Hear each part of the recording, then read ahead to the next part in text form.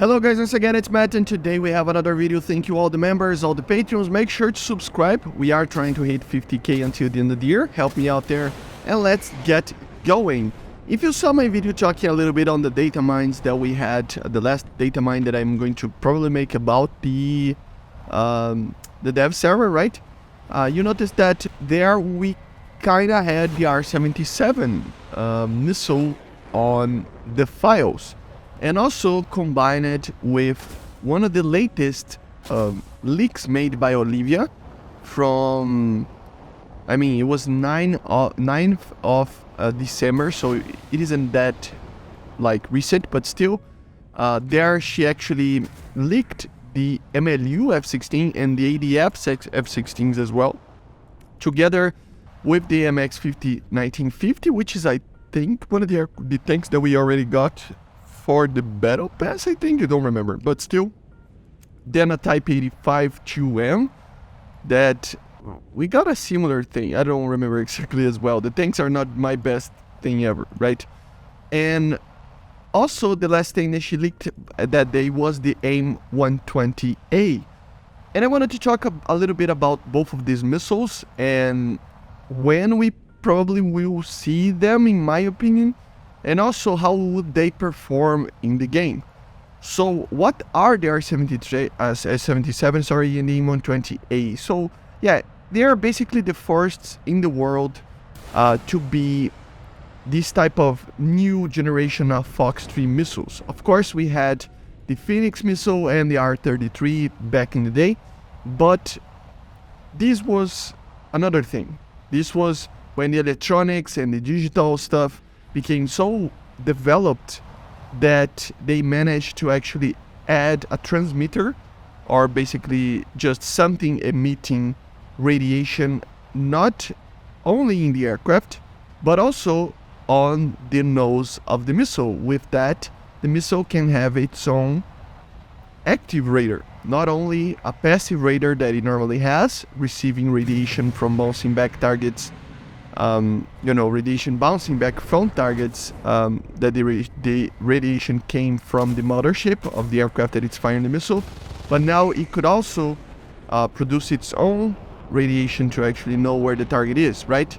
So this was already a common concept, as I said, the AIM-54, R-33 and stuff, but these were smaller missiles in the same size and basically the evolution of the semi-active missiles that we already had at that time. So the Sparrow, the R-27, missiles like that. Okay, so they're both Fox 3 missiles, so both active. So you can, even though they obviously have a very small seeker head of range, right? So, for example, the R-77, if I'm not mistaken, is 16 kilometers, the initial version, and the AIM-120 should be around the same. So if you are shooting from a longer distance than that, you should get to use the TWS or even a hard lock, or just the inertial navigation system of the missile that will try to just anticipate where the target was when you got a lock. So it is a missile that it is fire and forget, but obviously for longer range shots, it is advisable to maintain a look on the target to update the flight path of the missile and get more precise shots, right? This is the idea, very similar to the Phoenix, as I said, that we have in game, but a lot better. Of course, the range on these missiles, they are a little bit more limited. The AIM-120A especially, which is the first variant, should have around 50 kilometers of max range, with the R-77 technically having 70 kilometers of range. But the thing is, there are two types of turning capabilities. There are two very different missiles, while the AIM-120 is an evolution directly from the Sparrow. The especially aerodynamic the aerodynamic kind of part of the thing. But the R-77 was a complete redesign, and just it was a very different missile, having different types of fins that basically lose a lot more energy, but make the missile actually turn better. So yeah, the sense is that the R-77 technically will have more range, but at the same time it will probably be very similar, just due to the drag that those things have. But also it will probably turn a little bit better. It's not by much. These missiles are very comparable to each other. And yeah, they were developed in the early to mid, too late even, it took a while, of the 80s, okay? The Soviets started around 1982, together with the Americans as well. So yeah, it was very similar in the time frame. The first shots were around the same time as well. So yeah, very, very nice and just amazing missiles. I already explained what they are basically, but what are the performance of these missiles? I wanted to talk a little bit about that first.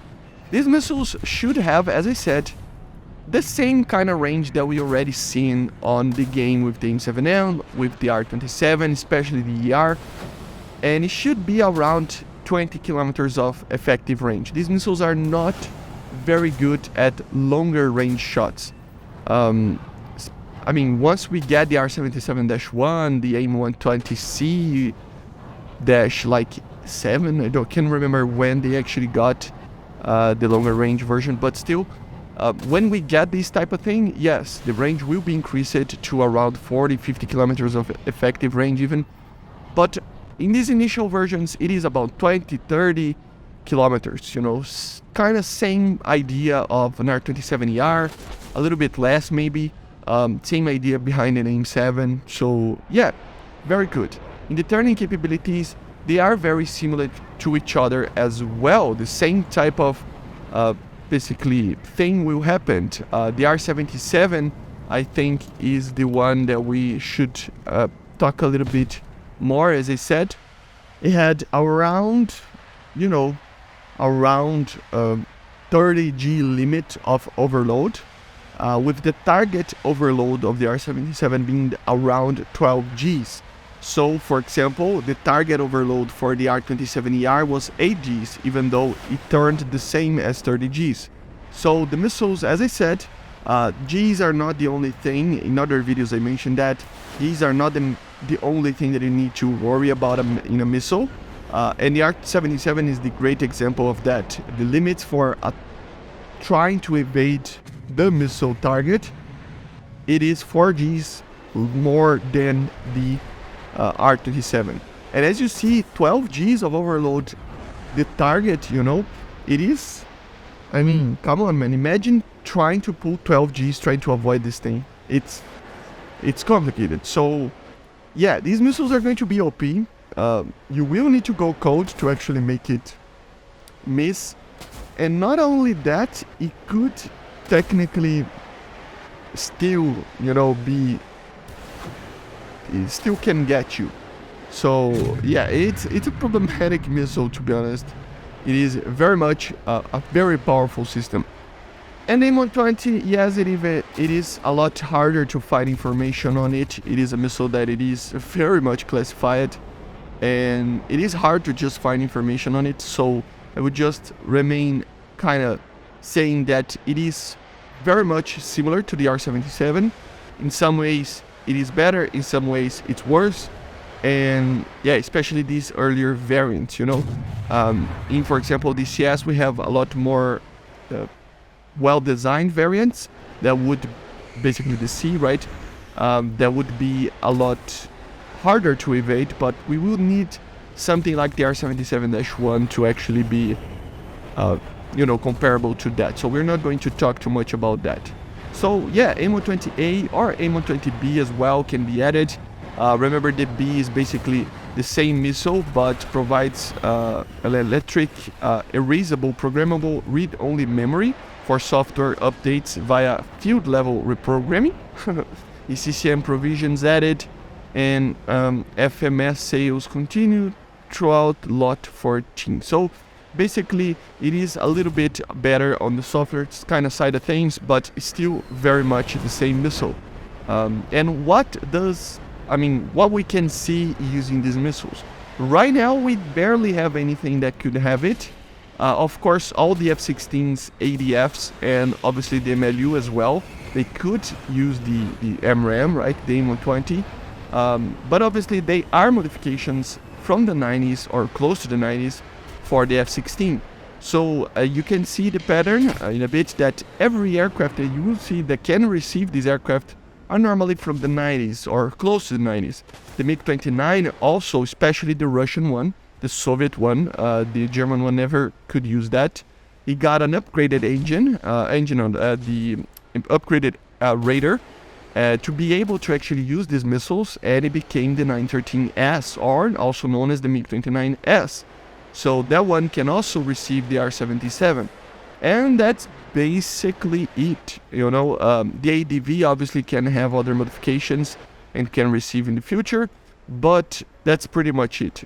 I mean, the J-37D is another one. It can receive the AIM-120B as the RB-99, but there's basically not a lot of aircraft that can receive it. So we will probably see, first of all, a lot of other aircraft from the 80s with just Fox 1s. Expect that. So F-15s, Su-27s, other aircraft like that, other F-15, F-16s, other versions of MiG-29s and stuff. And later in the future of that, I think after everybody can have something similar to that, then we will probably see aircraft receiving these missiles. So the US could get the F-15, the F-16, all of the aircraft like that, even the F-18, right?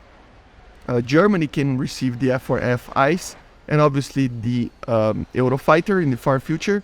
The Russians, obviously, I mean, any aircraft from the 90s that they had, more modern versions of the MiG-29, the M's, the M2s, the MiG-35, the K's, basically every version of the MiG-29 after the late 80s, the Su-27s as well after the 90s upgrade on the N001 radar. He also could manage to use it, and there are also other aircraft like the Yak-41 that is coming for the game.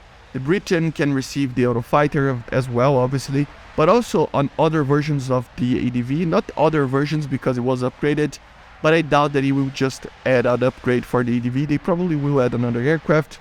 Japan can receive the F2 and the F-15. China can receive the J-10, the Su-27SK, the MRAM on the MLU. Italy with the Tornado, and I think the Eurofighter, yeah. And France can receive the Mirage 2000-5. We can receive the Mikas, right? The J-37D with the Swedish, with the RB-99 and the Gripen. And the Israelis, of course, F-15s and F-16s as well in the future. So once everybody has at least one aircraft like that can actually receive it, then we will probably see something like that. So don't expect these missiles to be right now added to the game. We don't even have the 80s IR missiles. So we don't have R-73s, we don't have AIM-9Ms.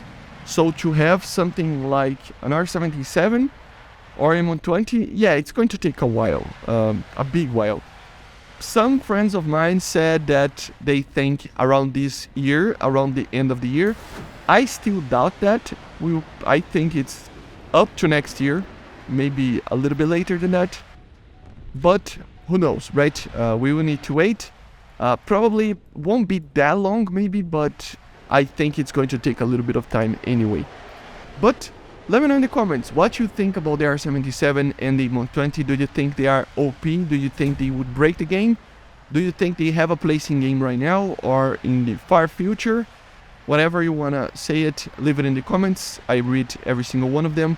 Make sure to subscribe. As I said, we are trying to get to 50K until the end of the year. Help me out there. And I see you guys on the next one.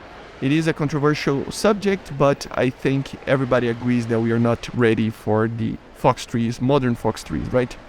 Anyway, I hope you enjoyed. Make sure to subscribe and bye.